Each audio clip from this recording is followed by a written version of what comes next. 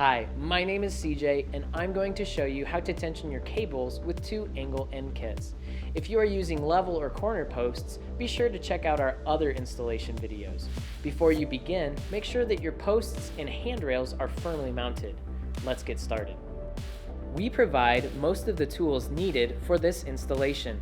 You just need to make sure you have a tape measure, pliers, and a Sharpie. Step 1. Tensioning the top post.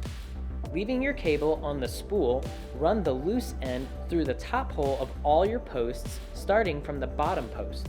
Crimp a threaded crimp fitting onto the end of the cable, making sure to crimp twice. Put your angle washer over the cable so that it is sitting flush against the post. Thread your tension receiver onto the threaded crimp fitting, tightening it 4 turns. Pull the cable back toward the bottom post so that the tension receiver is seated flush against the angle washer. Step 2. Tensioning at the bottom post.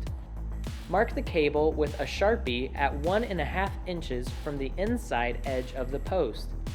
Cut the cable. Repeat these steps for each of the other cables on this run. Starting with the middle run, crimp a threaded crimp fitting onto the open end of cable, making sure to crimp twice. Put your angle washer over the cable so that it is sitting flush against the post. Thread a tension receiver onto the threaded crimp fitting, tightening it 4 turns. Repeat for the rest of your cables in this run following this diagram. Step 3. Tensioning the cables.